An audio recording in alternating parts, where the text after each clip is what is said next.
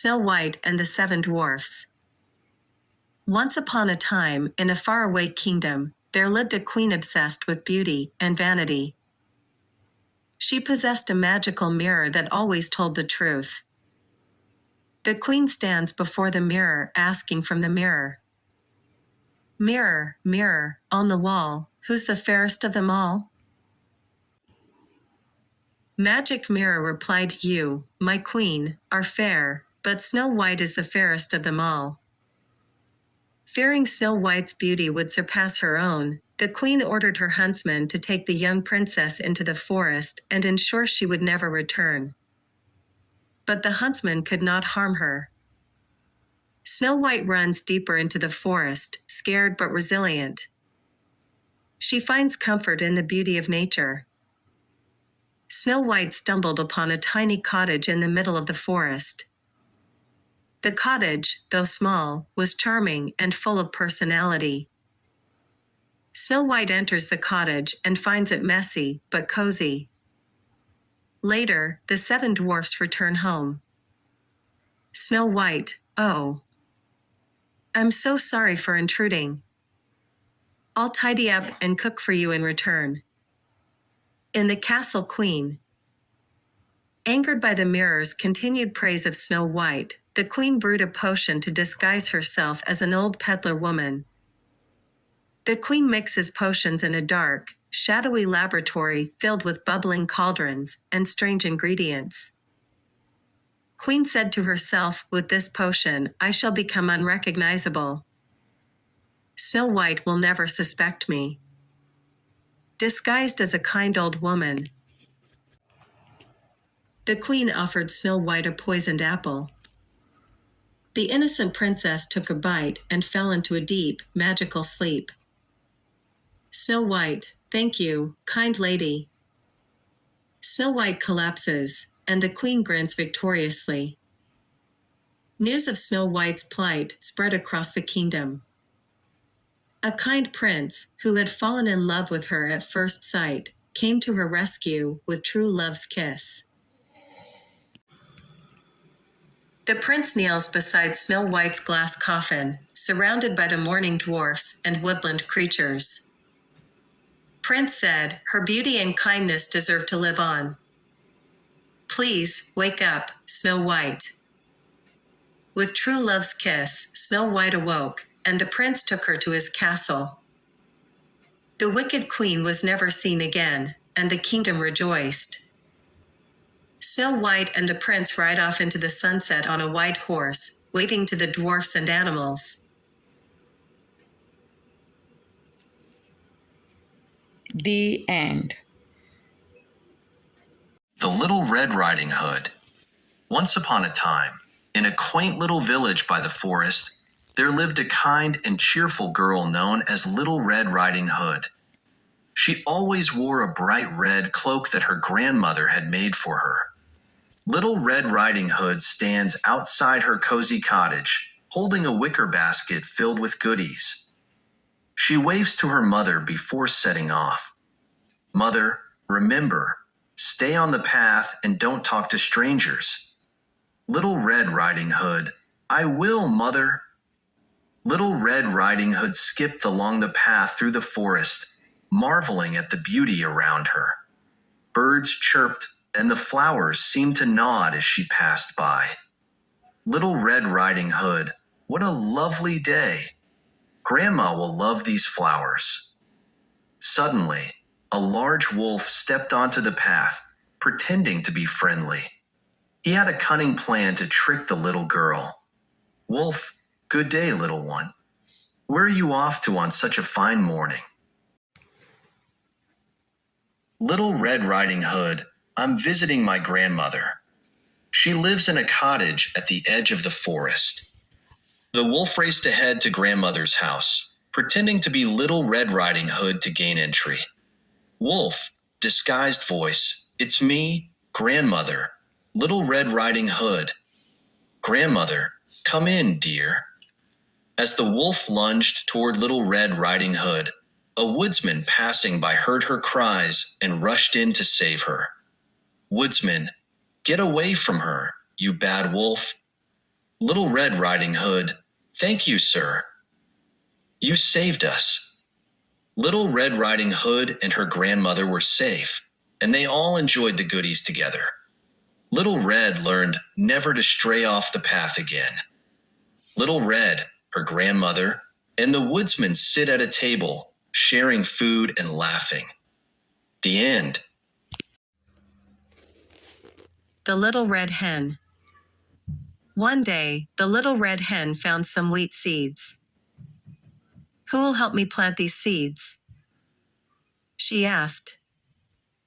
Not I, said the cat. Not I, said the dog. Not I, said the horse. Then I'll do it myself, said the little red hen. And she did. The seeds grew into wheat, and the little red hen asked, Who will help me cut the wheat? Not I, said the cat. Not I, said the dog. Not I, said the horse. Then I'll do it myself, said the little red hen. And she did. The little red hen turned the wheat into flour and asked, Who will help me bake the bread? Not I, said the cat. Not I, said the dog. Not I, said the horse.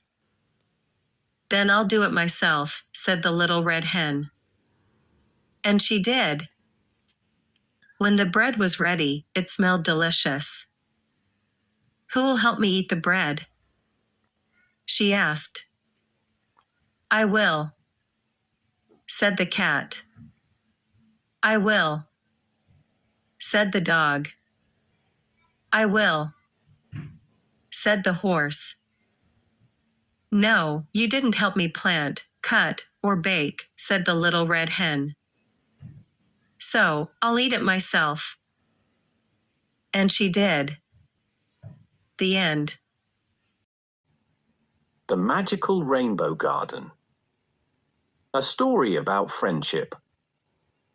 In a small, sunny village called Rainbow Meadow, for delightful animal friends lived Sammy the squirrel, Bella the bunny, Charlie the chipmunk, and Lucy the ladybug.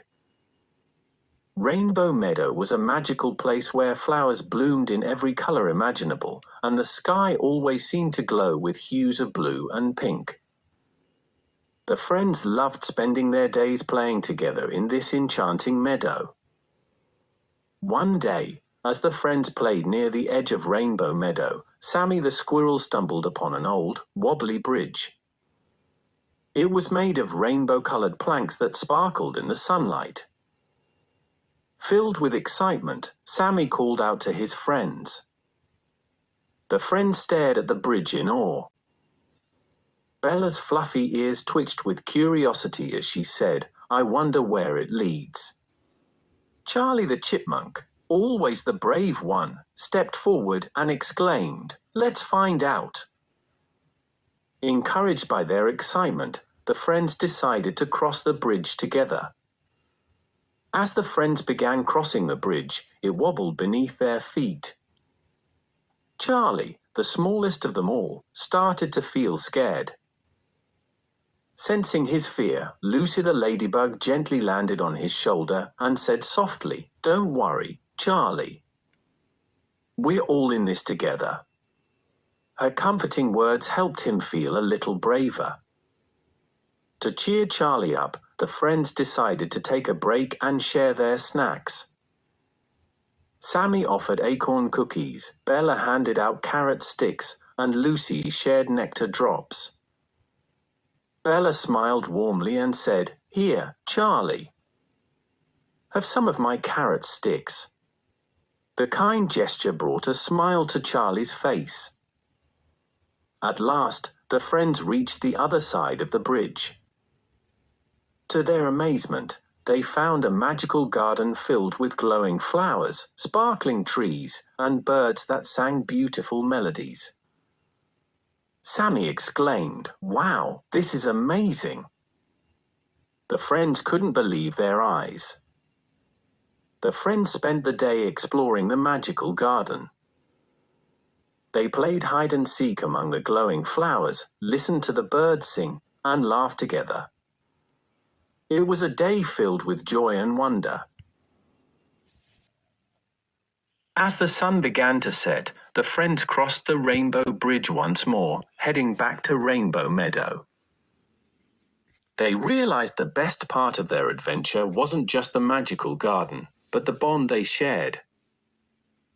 They knew that as long as they had each other, they could cross any bridge, no matter how shaky. Back in Rainbow Meadow, the friends rested under the glowing sky, ready for many more adventures together. They carried the lesson of friendship and sharing in their hearts, knowing they could face anything as a team. The end. The Giving Tree, short version. Once, there was a tree that loved a little boy. The boy would come to play, climb her trunk, swing from her branches, and eat her apples. The tree was happy. As the boy grew older, he visited less. One day, he came back and said he needed money. The tree offered her apples to sell, and the boy took them. The tree was happy. Years later, the boy returned, now a man, needing a house. The tree offered her branches to build one, and the boy took them. The tree was happy. Time passed, and the boy, now older, came back, needing a boat. The tree gave him her trunk to make one. The boy sailed away, and the tree was happy but now just a stump. Finally, the boy returned as an old man. He only needed a quiet place to sit. The tree, now a stump, offered herself as a seat. The boy sat, and the tree was happy.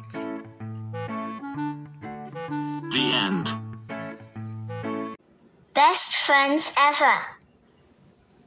Chapter 1, Forest Friends.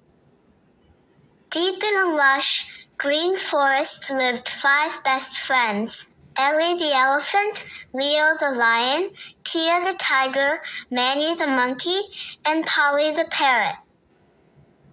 They all lived happily together, sharing a big, cozy clearing surrounded by trees. Chapter 2, Working Together to Build a Home. One sunny morning, the friends decided to build a big tree house where they could all live together. Ellie carried the heavy logs with her strong trunk, Leo pushed them into place, Tia helped tie the ropes, Manny climbed up to fasten the roof, and Polly flew around giving directions. Chapter 3, Sharing Meals Together. In their cozy new tree house, the friends shared meals every day. Ellie brought fruits, Leo hunted for food, Tia found berries, Manny picked bananas, and Polly collected seeds. They always made sure everyone had enough to eat. Chapter 4, Helping a Sick Friend. One rainy day, Manny the monkey caught a cold. He felt very tired and stayed in bed. The friends quickly took care of him. Ellie brought him water, Leo made him a cozy blanket, Tia picked herbs to make tea, and Polly sang a sweet song to cheer him up. Chapter 5, Working Together in a Storm. One stormy night, strong winds blew through the forest. The tree house began to shake, and everyone worked together to keep it safe. Ellie and Leo held the walls steady, Tia tied the ropes tighter, Manny climbed to fix the roof, and Polly kept watch from the sky. Chapter 6, Celebrating Together. When the storm was over, the friends celebrated their teamwork with a party. They danced, laughed, and sang songs together. They were happy knowing they could face anything as long as they stuck together. Chapter 7, Helping Polly Fly Higher. One day, Polly wanted to fly higher than ever before, but was scared of the strong wind. Ellie, Leo, Tia, and Manny encouraged her and helped her practice. Together, they made sure she felt safe and confident. Chapter 8, Living Happily Together. The friends lived happily in their treehouse, always taking care of one another.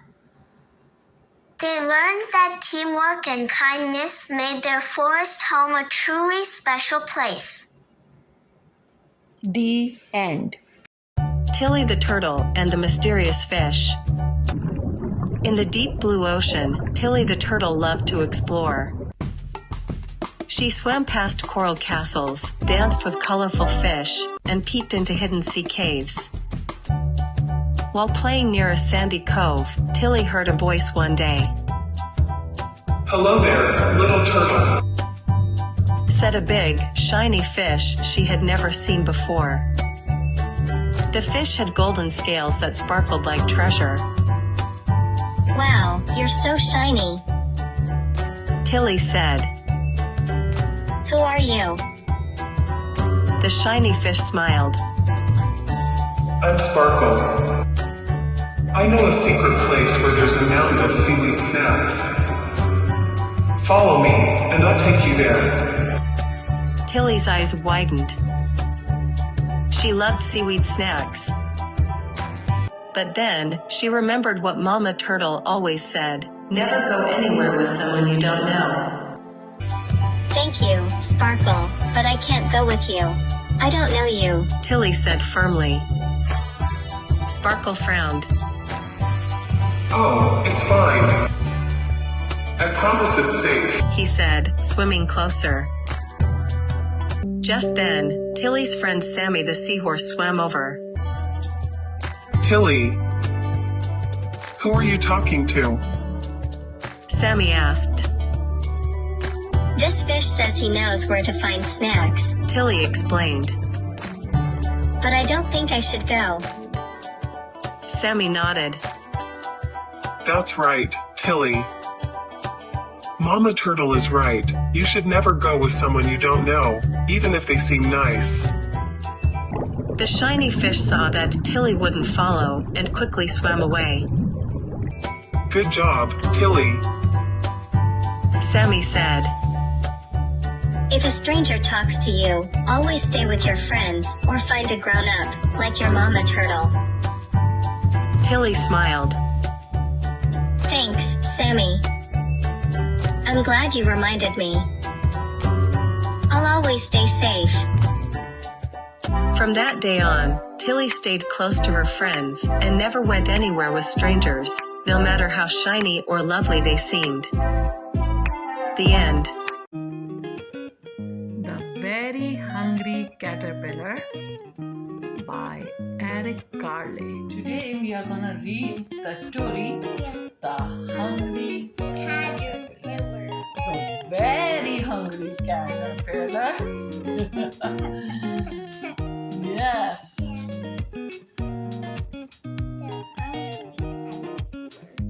Yes, it's a big one, huh? And it's written by Eric Carle.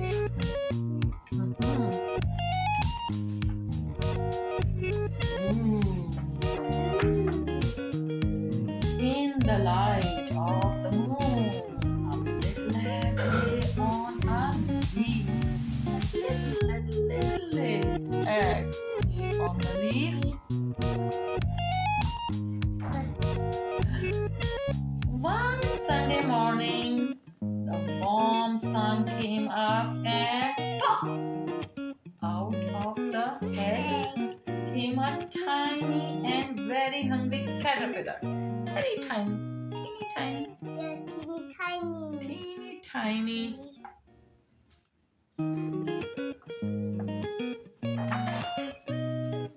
He started to look for some food. On Monday, he ate through one apple, but he was still hungry. Yeah. On Tuesday, he ate through two pears, but he was still hungry. On Wednesday, he ate through three plums. He was still hungry. 1, 2, 3 plums. Oh. On Thursday, he ate through 4 strawberries, but he was still hungry. 1, 2, 3, 4. On Friday, he ate through 5 oranges. 1, 2, 3, 4, 5. But he was still hungry. It's a very, very hungry caterpillar. Oh, look. On Saturday, he ate through 1 piece of chocolate cake, 1 piece of chocolate cake, 1 ice cream, 1 ice cream cone, 1 pickle, 1 slice of Swiss cheese, 1 slice of salami, and 1 lollipop, piece of cherry pie, and 1 sausage, 1 cupcake, and 1 slice of watermelon. That night he had a stomachache. That night he had a stomachache. Oh. Look.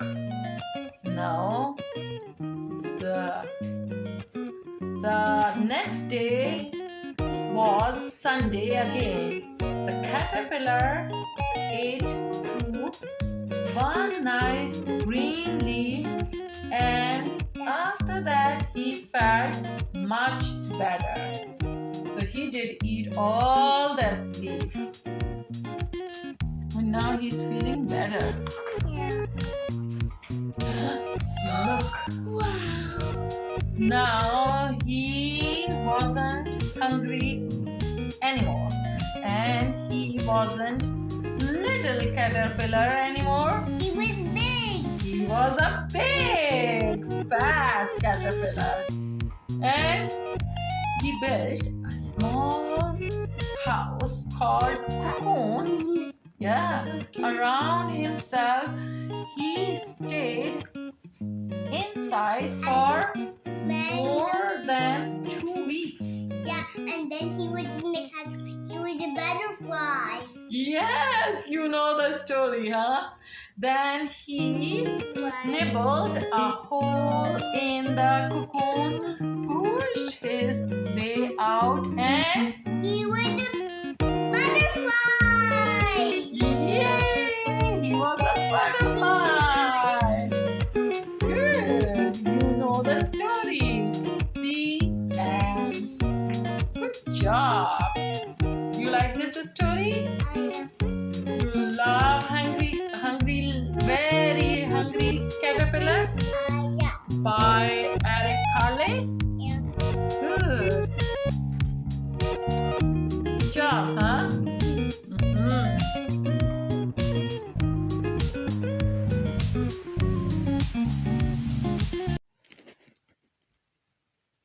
The City Mouse and the Country Mouse. Once upon a time, in a quiet countryside, a country mouse lived happily in his humble burrow. He spent his days gathering food from the fields, nibbling on barley and roots. One day, he decided to invite his cousin, a city mouse, to visit him and experience the peaceful country life. The city mouse, dressed in fine clothes, arrived at the countryside. The two cousins greeted each other warmly, and the country mouse invited his guest to sit down for a meal. The country mouse proudly presented his simple meal, barley, nuts, and roots, on a small wooden table. The city mouse, however, wrinkled his nose in disappointment. "My dear cousin," he said, "how can you live on such plain food? Come with me to the city, and I will show you what real luxury is." Intrigued by the city mouse's words, the country mouse agreed. Together, they embarked on a journey, walking along a dirt path. When they arrived at the city mouse's home, a grand dining table was set with the finest cheese, fresh bread, juicy fruits, and delicious cakes. "Let's enjoy this wonderful feast," said the city mouse. The country mouse eagerly took a bite. Just as they began their meal, a loud noise startled them. Suddenly, a great cat appeared, its eyes gleaming as it pounced toward them. The mice dropped their food and scurried away as fast as they could, barely escaping into a small hole in the wall. The country mouse's heart pounded. "What was that?" he gasped. "That just the cat," said the city mouse casually. "You get used to it."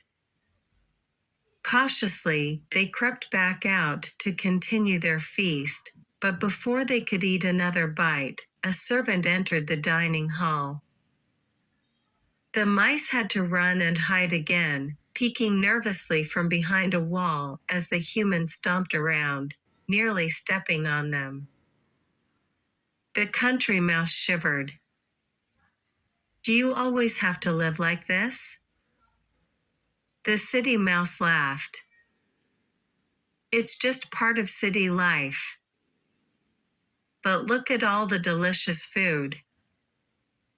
The country mouse, still trembling, shook his head. "Cousin, I see that though you have fine food, you live in constant danger. I would rather have my simple meal in peace than feast in fear." With that, he bid farewell to his cousin and left the grand city behind. The country mouse returned to his quiet home, where the fields stretched wide and the air was calm. As the sun set over the peaceful land, he sat outside his burrow, nibbling on a piece of barley with a content smile. He never envied the riches of the city again. The end.